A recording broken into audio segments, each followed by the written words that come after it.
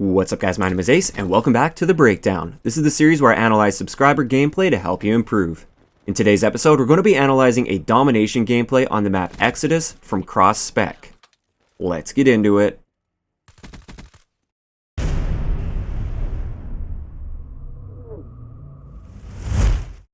Alright guys, so most of the time with this series, what I do is I pick out small situations throughout the gameplay, and I point out what you're doing right or what you're doing wrong throughout those situations.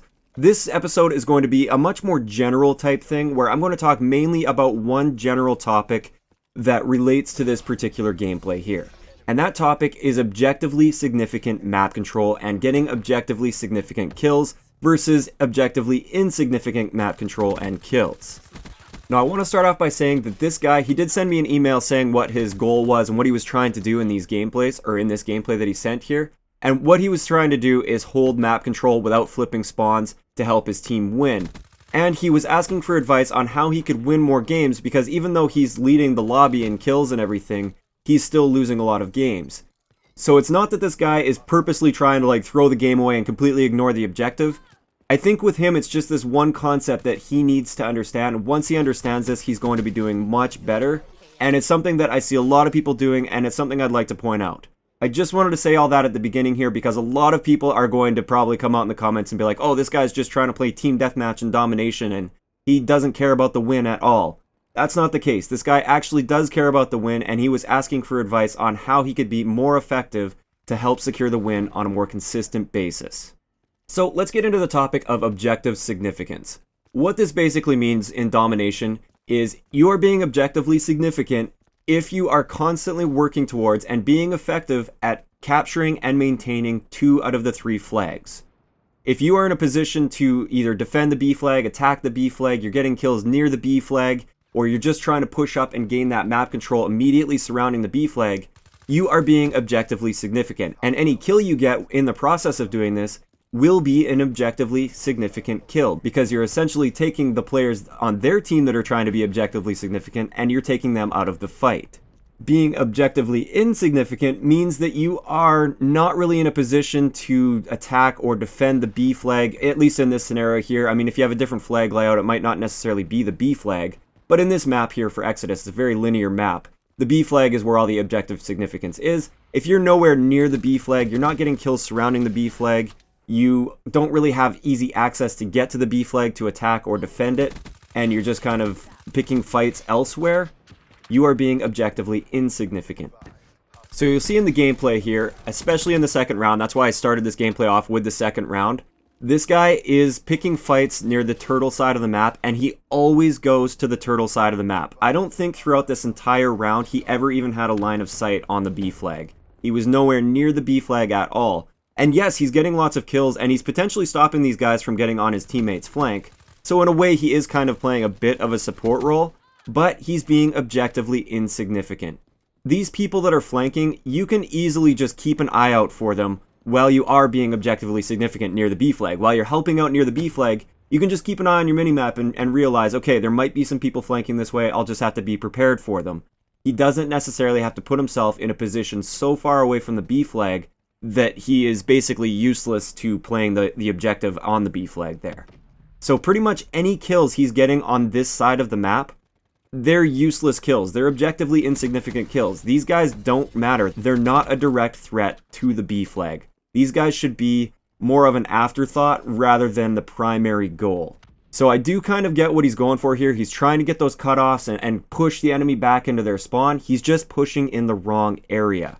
It's okay if people want to try and flank there. Like I said, they can flank. Let them flank. Just be ready for the flank. You just have to be aware of them rather than spending all of your energy worrying about the flank when you don't even hold the B flag or you don't have teammates that are trying to push for the B flag either.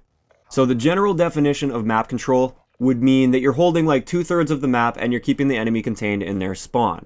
And in that scenario where if he did have teammates that were really pushed up in the middle of the map, they held the B flag, they also pushed up on the other side of the map. In that scenario, it might be a good position for him to be on this side of the map so he can lock down that third lane so that the enemies can't get out in any direction. But the key is always lock down the objectively significant lane first. And that is obviously on this map, the middle lane surrounding the B flag. So this is what objectively significant map control looks like on Exodus.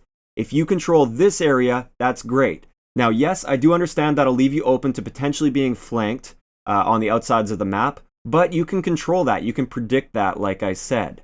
Also, I'm not saying that you should never pass through these objectively insignificant areas of the map. Sometimes it's great to use these as just a quick flank route to attack the objectively significant areas from a different angle. There's nothing wrong with that. If you go on a flank or something and then you cut into where the B flag is, that's great. You're getting on the enemy's flanks. You're still being an objectively significant player. You're just taking kind of the long way around. I'm not saying you need to rush straight in every single time and constantly try to take your enemies head on. It's okay to flank, just don't make it your mission to lock down these areas that aren't significant. So one simple change in his mindset, in his playstyle here, and they likely would have had a much better chance at winning this game, because you can tell this guy, he is fairly confident in his gunfights. He is winning gunfights fairly effectively, even though he has kind of a strange setup. I don't really like a recon sight on the Kuda. It's working for him, and he's getting lots of kills, and I think that's great, but he's not being as useful as he could be to the team. Had he pushed towards the B flag a lot more often, he doesn't even necessarily have to put his body on the B flag to be objectively significant. Had he just pushed and slayed and got kills near the B flag, he would have helped his team tremendously. And that's really the only thing that he needed to do to win this game. One small change in his playstyle, and I'm pretty confident he would have won this game. There's actually a great example that I picked out of this gameplay where he actually pushed the other side of the map, and this is what being objectively significant is. Had he been doing more stuff like this, where he's on this side of the map, you can see he can rotate back towards the B flag, then he can rotate back and try to cut off that outside lane. If he's just rotating back and forth here, he's able to defend that B flag, he's able to also get the cutoffs on this flank over here. He's being very objectively significant here, but he only did that once or twice throughout the game, and the rest of the game he spent on the objectively insignificant area of the map. So there you have it. Like I said, I know this was a bit of a different breakdown episode than what you guys are used to, but it's something that I feel is very important that a lot of people don't quite grasp, and I feel like it's going to help a lot of people play the objective more effectively in Domination especially. So that's going to wrap it up for today's quick episode of The Breakdown. At this point, I'm still no longer accepting any gameplays right now. It's just because I have so many piled up that I haven't gotten to yet. I will definitely let you guys know once I am accepting more gameplays for this series. I just don't want my email to be filled up with hundreds and hundreds of gameplays that I will never get through. If you enjoyed the video, a like rating is always appreciated, and don't forget to subscribe for more if you haven't already. I'll talk to you guys next time.